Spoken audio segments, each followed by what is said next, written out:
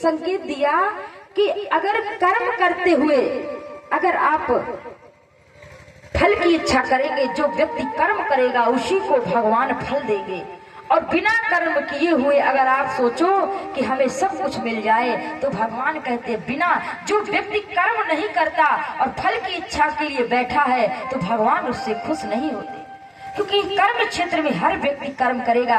एक अगर भजनानंदी भी है तो वो भी माला से भजन करता है तो वो भी उसका कर्म है, वो बैठता है वो भी उसका कर्म है। कर्म विमुख कोई हो ही नहीं सकता।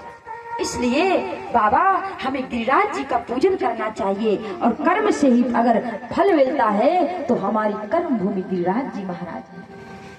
बाबा ने कहा अच्छा ये बताओ कि कर्म से अगर फल मिलता है बेटा, गिरिराज जी का पूजन करेंगे, गिरिराज जी महाराज क्या हमें क्या फल देंगे?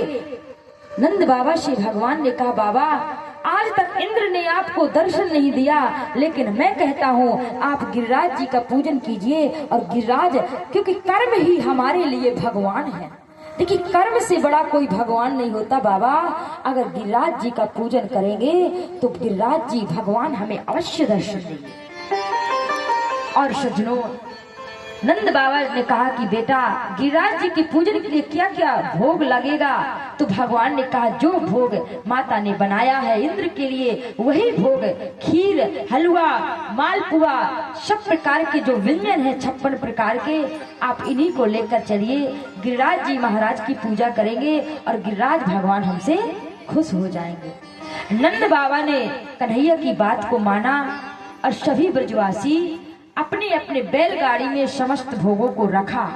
और यदुवंशियों के जो पुरोहित हैं वो है गर्गाचार्य जी महाराज, और नंद बाबा के पुरोहित हैं साडिल्य मुनि। साडिल्य मुनि आगे आगे, नंद बाबा सभी ब्रजवासी साडिल्य मुनि के पीछे पीछे गिरिराज जी महाराज के चरणों में गए।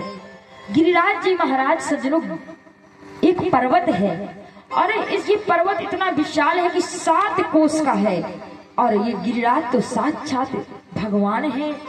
जैसे ही ब्रजवासी पहुंचे सबसे पहले गिरिराज जी महाराज को स्नान कराने लगे। कई लोटा जल चढ़ाया, लेकिन गिरिराज जी महाराज तो इतने विशाल हैं कि 2-4 लोटा में उनका स्नान ही नहीं हो पाया। और पंडित जी से निवेदन करेंगे कि आप परीक्षित जी के द्वारा गिरिराज भगवान को स्नान करवाएं, उनका पूजन करवाएं, क्योंकि ये भागवत की कथा भाव का दर्शन है। जिस प्रकार से ब्रजवासी कर रहे हैं आप सभी लोग भी पूजन करेंगे। और बोलिए गिरिराज भगवान की जय हो। गिरिराज भगवान को स्नान कराने में असमर्थ हो गए। कहा लाला तेरो गिरिराज भगवान तो कितनो बड़ो है, 4-5 लोटा में तो कुछ होने वाला नहीं है, कैसे स्नान कराएं? तब भगवान ने स्मरण करके मानसी गंगा को प्रकट किया। बोलिए मानसी गंगा की जय हो। और उस मानसी गंगा से गिरिराज भगवान को स्नान कराया गया, और 100-104 से बड़ी विधिवत ब्रजवासियों ने पूजन किया। और जैसे ही पूजन किया सज्जनों, साक्षात कृष्ण ही उस गिरिराज पर्वत पर प्रकट हो गए। भगवान के एक सखा ने देखा, कहा अरे लाला देख देख भगवान प्रकट हुए, लेकिन भगवान का जो मुखमंडल है तुम्हारे मुखमंडल जैसा है, लगता है कि तुम वहां पे जाके बैठ गया हो। भगवान मुस्कुराने लगे। भगवान ने कहा अरे ये तो भगवान है और गिरिराज जी हैं, मैं तो तुम्हारा सखा हूँ, लेकिन सज्जनों वास्तव में गिरिराज जी साक्षात कृष्ण हैं और कृष्ण ही गिरिराज जी। गिरिराज जी का कितना प्यारा स्वरूप है। सुखदेव स्वामी कहते हैं भगवान कृष्ण के जैसा बड़ा सुंदर स्वरूप का दर्शन ब्रजवासियों ने किया। गिरिराज जी महाराज दोनों हाथों से भोग को खा रहे हैं। एक मधमंगल नाम का भगवान का सखा है, कहता कन्हैया लगता है तेरा भगवान बहुत दिनों का भूखा है, देख तो दोनों हाथों से खाए जा रहा है, कछु हमको भी छोड़ेगो कि सब खा लेगो।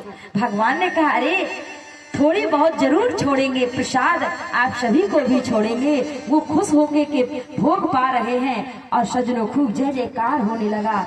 बोलिए गिरिराज भगवान की जय हो। सभी ब्रजवासी झूमने लगे।